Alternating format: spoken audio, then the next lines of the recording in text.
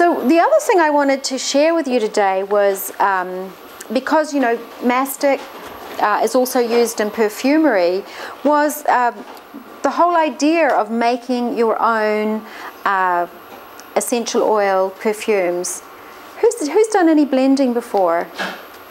Okay, lots of you. Yeah, okay, great, great. So you know how easy it is, right? Yep, it's really easy. And basically what I did for you today was created this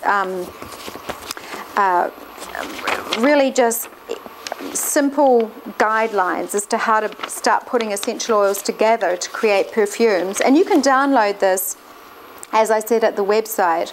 And basically it's just going to very quickly tell you that with essential oils, and we've got a testing bar here which you're welcome to open up the testers and use the perfume testing strips and smell some of the oils. Actually, I need some perfume testing strips up here if somebody could grab me some.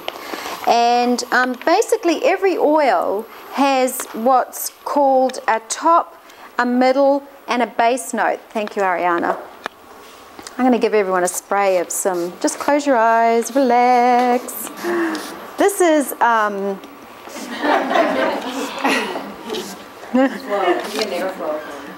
anyone know what this is? Close. You pass it back. Pass the bottle. No, I was kidding. Lemon verbena. It's lemon verbena hydrosol. So basically every essential oil contains a myriad of active constituents, volatile materials that give the oil its particular character. And depending on the constituents, it's either a dominant top note, and by top note we mean it volatilizes really quickly. So the minute we take the lid off the bottle, and you'll see all of our bottles have these orifice reducers, which makes it really easy to pour out one drop. The minute you take the lid off an oil that has top notes, they start to volatilize immediately. So when you make a perfume, you want to have a balance of top note, middle note, which is they're the notes that last a little bit longer, maybe, you know, 8, 10 hours. They're slightly heavier constituents, so they don't evaporate as quickly. They're not as volatile. And then you also want to have some base notes or heavier oils in there to hold the perfume, because you know any good perfume should be around for longer than, you know, just a few hours. So I talk a little bit about that here and give you some ideas about what are base notes, what are middle notes, what are top notes, and that will give you an idea of what you can choose from.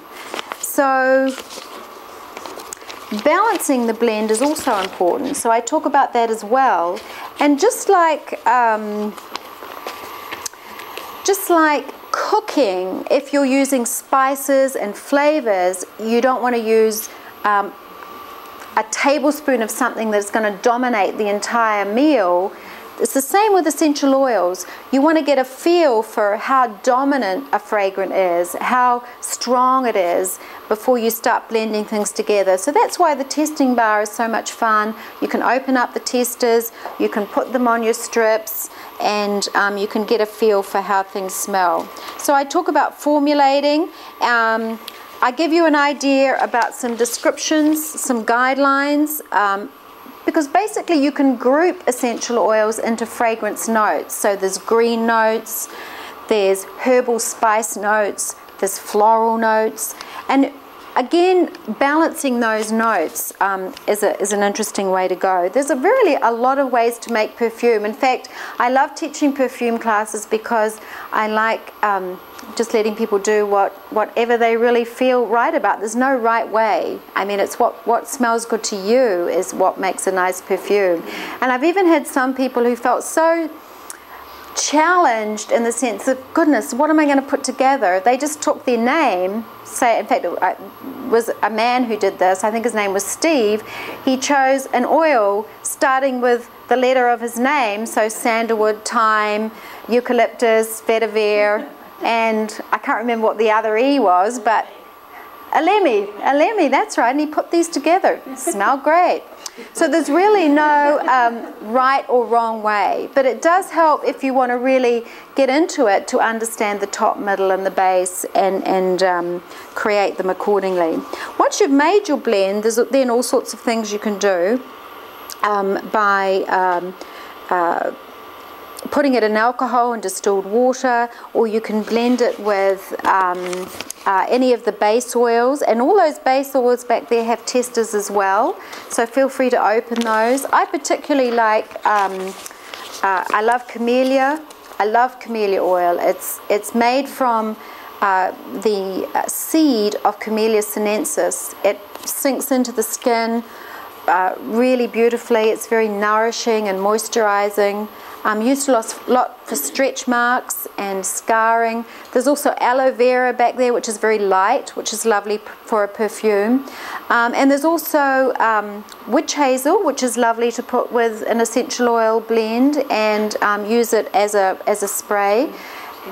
As a skin freshener, exactly. And so there's a lot of ways you can use it. We even have these really cute roll-on bottles. Those are great to take with you traveling. Wonderful for traveling, yep. So you can fill these, and they've got a little like dispenser on the top. And then, like I said, I bought these beautiful perfume bottles back from Turkey, so you can, these make wonderful gifts.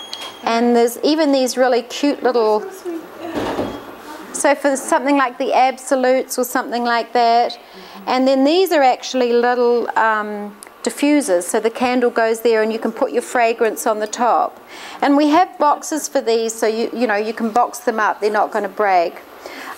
We've also got these lovely things. So if you make a blend that you really like, this has a little piece of cotton in there.